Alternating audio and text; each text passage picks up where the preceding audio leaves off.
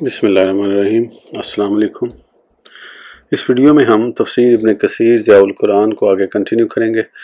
اس سے پہلے اگر آپ نے سبسکرائب نہیں کیا تو سبسکرائب کر لیں اور بیل آئیکن پریس کر دیں۔ تو شروع کرتے ہیں سورہ نساء آیت نمبر 88 سے لے کر 91 تک، 88 to 91۔ فما لکم فی المنافقین فئتین واللہ ارکسہم بما کسبوا اتریدون ان تہدوا من اضل اللہ ومن یضلل اللہ فلن تجد لہ سبیلا ودوا لو تکفرون کما کفروا فتکونون سواء فلا تتخذوا منہم اولیاء حتی یہاجروا فی سبیل اللہ فإن تولوا فخذوہم واقتلوہم حیث وجدتموہم ولا تتخذوا منہم ولیا ولا نصیرا الا الذین یصلون الی قوم بینکم وبینہم میثاق او جاءکم حاصرت صدورہم ان یقاتلوکم او یقاتلوا قومہم ولو شاء اللہ لسلطہم علیکم فلا قتالکم فإن اعتزلوکم فلم یقاتلوکم والقوا الیکم السلام فما جعل اللہ لکم علیہم سبیلا ستجدون آخرین یریدون ان یامنوکم ویامنوا قومہم کلما ردوا الی الفتنة ارکسوا فیہا فإن لم يعتزلوكم ويلقوا إليكم السلام ويكفوا أيديهم فخذوهم واقتلوهم حيث ثقفتموهم وأولئكم جعلنا لكم عليهم سلطانا مبينا۔ ترجمہ: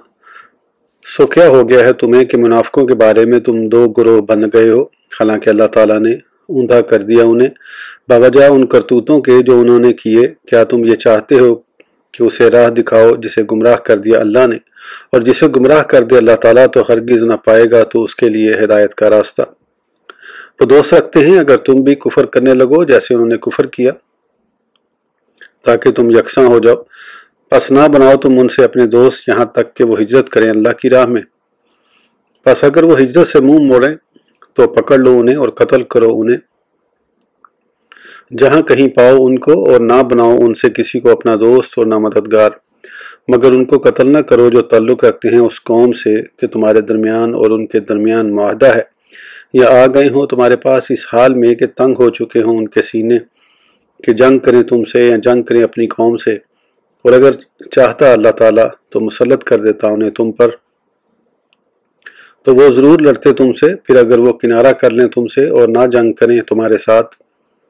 اور بھیجیں تمہاری طرف صلح کا پیغام، تو نہیں بنائی اللہ تعالیٰ نے تمہارے لیے ان پر زیادتی کرنے کی راہ تم پاؤ گے۔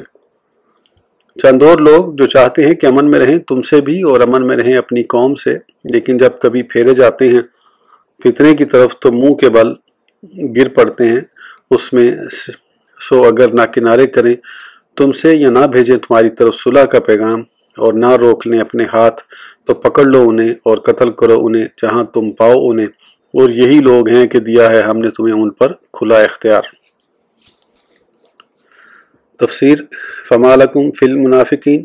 اس میں اختلاف ہے کہ منافقوں کے کس معاملے کے بارے میں مسلمانوں کے دو گروہ تھے۔ حضرت زید بن ثابت فرماتے ہیں کہ رسول اللہ صلی اللہ علیہ وسلم میدان احد کی طرف جب تشریف لے گئے تو کچھ منافقین بھی آپ کے ساتھ تھے جو جنگ سے پہلے واپس لوٹ آئے، تو ان منافقین کے بارے میں بعض مسلمان کہنے لگے کہ انہیں قتل کر دینا چاہیے، اور بعض نے کہا کہ انہیں قتل نہیں کرنا چاہیے، یہ بھی ایماندار ہیں۔ تو اللہ تعالیٰ نے یہ آیت کریمہ نازل فرمائی، اور رسول اللہ صلی اللہ علیہ وسلم نے ارشاد فرمایا کہ یہ شہر طیبہ ہے، یہ میل کچیل کو اس طرح دور کر دے گا جیسے بھٹی لوہے کی میل کو دور کر دیتی ہے۔ ابن اسحاق کا قول ہے کہ عبداللہ بن ابی 300 آدمیوں کو ساتھ لے کر واپس لوٹا، اور اس طرح رسول اللہ صلی اللہ علیہ وسلم کے ساتھ 700 صحابہ باقی رہ گئے۔ حضرت ابن عباس فرماتے ہیں کہ آیت کریمہ ان لوگوں کے بارے میں نازل ہوئی جو مکہ میں بظاہر مسلمان ہونے کا اظہار کرتے تھے اور مسلمانوں کے خلاف مشرکین کی مدد بھی کرتے تھے۔ وہ اپنے کسی مقصد کے لیے مکہ سے نکلے اور کہنے لگے کہ ہمیں اصحاب رسول اللہ صلی اللہ علیہ وسلم کی طرف سے کوئی رکاوٹ نہیں ہوگی، اور جب مسلمانوں کو ان کے بارے میں خبر پہنچی تو بعض کہنے لگے کہ ان بزدلوں کو قتل کر دینا چاہیے کیونکہ یہ تمہارے خلاف تمہارے دشمن کی مدد کرتے ہیں۔ اور بعض لوگوں نے کہا سبحان اللہ، کیا تم ان لوگوں کو قتل کرو گے جو تمہاری مثل کلمہ گو ہیں؟ کیا صرف اسی لیے کہ انہوں نے ہجرت نہیں اور اپنے گھروں کو نہیں چھوڑا ہم ان کے خون اور مال کو کیسے حلال سمجھ سکتے ہیں؟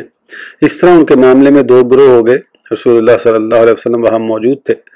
لیکن آپ نے کسی گروہ کو نہیں روکا۔ اس پر یہ آیت کریمہ نازل ہوئی، اور ایک روایت میں ہے کہ واقعہ افق میں جب رسول اللہ صلی اللہ علیہ وسلم نے منبر پر کھڑے ہو کر عبداللہ بن ابی کے بارے میں ارشاد فرمایا کہ کون ہے جو مجھے اس کی ایذا سے بچائے، تو اس پر قبیلہ اوس اور خزرج کے درمیان اختلاف پیدا ہو گیا۔ تو اس وقت یہ آیت کریمہ نازل ہوئی، لیکن یہ قول غریب ہے۔ واللہ ارکسہم بما کسبوا، یعنی اللہ تعالیٰ نے ان کو نافرمانی اور رسول اللہ صلی اللہ علیہ وسلم کی مخالفت اور باطل کی پیروی کرنے کی وجہ سے ہلاک کر دیا، اور مسلمانوں کو ارشاد فرمایا کیا تم ان کو ہدایت دینا چاہتے ہو جن کو اللہ تعالیٰ نے گمراہ کر دیا، اور جن کو اللہ گمراہ کر دے ان کی ہدایت کا کوئی راستہ نہیں، اور نہ ہی اس کو اس سے کوئی چھٹکارا دلا سکتا ہے۔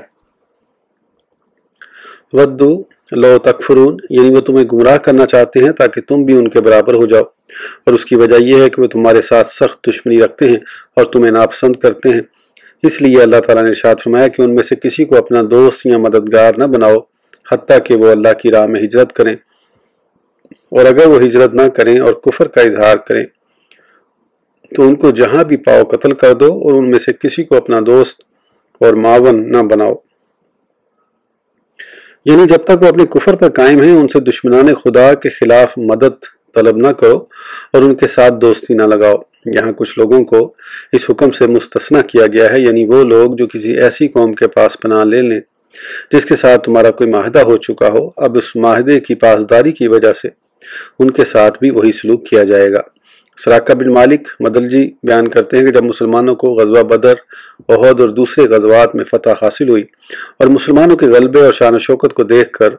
دیگر قبائل مسلمان ہونے لگے تو مجھے خبر ملی کہ رسول اللہ صلی اللہ علیہ وسلم حضرت خالد بن ولید کی قیادت میں ایک لشکر میری قوم بنو دلج کی طرف بھیجنے والے ہیں۔ چنانچہ میں مدینہ طیبہ میں آپ کی خدمت میں حاضر ہوا اور آپ کو احسان کا واسطہ دیا۔ لوگوں نے مجھے خاموش رہنے کو کہا، آپ نے فرمایا اسے کہنے دو جو کچھ یہ کہنا چاہے۔ میں نے عرض کی کہ مجھے معلوم ہوا ہے کہ آپ نے میری قوم کی طرف لشکر بھیجنے کا ارادہ فرمایا ہے۔ میں چاہتا ہوں کہ آپ ان کے ساتھ اس شرط پر صلح کر لیں کہ اگر قریش مسلمان ہو گئے تو وہ بھی مسلمان ہو جائیں گے، اگر وہ مسلمان نہ ہوئے تو پھر بھی آپ ان کے ساتھ سختی سے پیش نہ آئیں۔ رسول اللہ صلی اللہ علیہ وسلم نے حضرت خالد بن ولید کا ہاتھ پکڑا اور فرمایا اس کے ساتھ جاؤ اور اس کے کہنے کے مطابق اس کی قوم کے ساتھ صلح کر لو۔ حضرت خالد بن ولید ان کے ساتھ گئے اور اس شرط پر ان کے ساتھ صلح کر لی کہ وہ رسول اللہ صلی اللہ علیہ وسلم کے خلاف کسی کی مدد نہیں کریں گے، اور اگر کچھ قریش مسلمان ہو گئے تو وہ بھی مسلمان ہو جائیں گے۔ تو اللہ تعالیٰ نے یہ آیت کریمہ وَدُّوا لَوْ تَكْفُرُونَ نازل فرمائی۔ ابن مردویہ نے اس واقعے کو حماد بن سلمہ کی سند سے روایت کیا ہے، اور انہوں نے کہا ہے کہ آیت کا یہ حصہ إِلَّا الَّذِينَ يَصِلُونَ إِلَىٰ قَوْمٍ سورہ نساء نازل ہوا اور سابق کلام کے زیادہ مناسب اور موافق ہے، اور سباق کلام کے زیادہ مناسب اور موافق ہے۔ اور صحیح بخاری میں صلح حدیبیہ کے واقعے کے یہ الفاظ ہیں کہ جو چاہے اہل مکہ کے ساتھ صلح اور معاہدہ کر لے، اور جو چاہے محمد صلی اللہ علیہ وسلم اور اس کے صحابہ کرام کے ساتھ صلح اور معاہدہ کر لے۔ حضرت ابن عباس سے مروی ہے کہ یہ آیت کریمہ اللہ تعالیٰ کے اس حکم فَإِذَا انْسَلَخَ الْأَشْهُرُ الْحُرُمُ سورۃ توبہ ترجمہ، اور جب حرمت والے مہینے گزر جائیں تو مشرکین کو قتل کرو جہاں تم انہیں پاؤ سے منسوخ ہو گئی۔ او جاءکم حاصرت صدورہم، یہاں پہلے حکم سے ایک اور گروہ کا استثناء کیا گیا ہے کہ وہ لوگ جن کو زبردستی میدان جنگ میں لایا جاتا ہے دلی طور پر تمہارے ساتھ جنگ کرنے کو ناپسند کرتے ہیں، اور ان کے لیے یہ بھی مشکل ہے کہ وہ تمہارے ساتھ مل کر اپنی قوم کے خلاف سفارہ ہوں، بلکہ یہ لوگ نہ تمہارے ساتھ ہیں اور نہ تمہارے خلاف ہیں۔ وَلَوْ شَاءَ اللَّهُ لَأَسَلَّطَهُمْ عَلَيْكُمْ، یعنی یہ اللہ کی تم پر مہربانی ہے کہ اس نے ان کو تمہارے ساتھ جنگ کرنے سے روک دیا۔ پس اگر وہ کنارہ کر لیں اور تم سے جنگ نہ کریں اور تمہاری طرف صلح کا پیغام بھیجیں، اب تمہارے لیے یہ مناسب نہیں کہ تم اس حالت میں ان کے ساتھ جنگ کرو۔ اس کی مثال بنو ہاشم کے وہ لوگ ہیں جو غزوہ بدر میں مشرکین کے ساتھ مکہ سے آئے تھے لیکن جنگ کو ناپسند کرتے تھے، جیسا کہ حضرت عباس اور ان کے ساتھی تھے۔ اسی لیے نبی کریم صلی اللہ علیہ وسلم نے حضرت عباس کو قتل کرنے سے منع فرمایا تھا اور انہیں قید کرنے کا حکم فرمایا تھا۔ سَتَجِدُونَ آخَرِينَ يُرِيدُونَ، یہ لوگ ظاہری صورت میں تو ان لوگوں کی طرح ہیں جن کا ذکر پہلے گزر چکا ہے، لیکن ان کی نیت اور ان کی نیت میں زمین و آسمان کا فرق ہے۔ یہ وہ منافقین ہیں جو حضور صلی اللہ علیہ وسلم اور آپ کے صحابہ کے سامنے آ کر اپنے اسلام کا اظہار کرتے ہیں تاکہ ان کے جان و مال اور اولاد محفوظ ہو جائیں، اور در پردہ کفار کے ساتھ ملے ہوئے ہیں اور ان کے ساتھ مل کر ان کے معبودان باطل کی عبادت کرتے ہیں تاکہ ان کے نزدیک بھی ان کا اعتبار قائم رہے۔ در حقیقت یہ باطن میں ان کفار و مشرکین کے ساتھ ملے ہوئے ہیں، جیسا کہ اللہ تعالیٰ کا ارشاد ہے وَإِذَا خَلَوْا إِلَىٰ شَيَاطِينِهِمْ قَالُوا إِنَّا مَعَكُمْ، ترجمہ، اور جب وہ اپنے شیطانوں کے پاس اکیلے ہوتے ہیں تو کہتے ہیں ہم تمہارے ساتھ ہیں۔ اور یہاں ان کے بارے میں ارشاد فرمایا کُلَّمَا رُدُّوا إِلَى الْفِتْنَةِ، جب بھی ان کو فتنے کا موقع ملتا ہے تو اس میں منہمک ہو جاتے ہیں۔ صدی فرماتے ہیں کہ یہاں فتنے سے مراد شرک ہے۔ حضرت مجاہد فرماتے ہیں کہ یہ مکہ کے ان لوگوں کے بارے میں نازل ہوئی جو رسول اللہ صلی اللہ علیہ وسلم کے پاس حاضر ہوتے اور ریاکاری کے طور پر بظاہر مسلمان ہو جاتے، اور جب واپس مکہ جاتے تو بتوں کی پوجا میں بھی شریک ہو جاتے تاکہ وہ مشرکین سے بھی امن میں رہیں اور مسلمانوں سے بھی محفوظ۔ اس لیے اللہ تعالیٰ نے یہاں حکم دیا ہے کہ اگر یہ لوگ اپنی روش سے باز نہ آئیں تو ان کو قتل کر دو۔ اسی لیے ارشاد فرمایا فَإِن لَمْ يَعْتَزِلُوكُمْ وَيُلْقُوا إِلَيْكُمُ السَّلَامَ، یعنی اگر وہ تمہارے ساتھ جنگ کرنے سے کنارہ نہ کریں اور نہ ہی صلح و سلامتی کا پیغام دیں اور نہ ہی اپنے ہاتھوں کو جنگ سے روکیں تو ان کو قید کر لو اور انہیں جہاں بھی پاؤ قتل کر دو، اور یہی وہ لوگ ہیں جن پر ہم نے تمہیں کھلا اور واضح اختیار دیا ہے۔ اس ویڈیو کے لیے اتنا ہی، پھر انشاءاللہ اگلی ویڈیو میں آگے کنٹینیو کریں گے۔ اس وقت تک کے لیے اجازت دیجیے، سبسکرائب کرنا نہ بھولیں۔ اللہ حافظ۔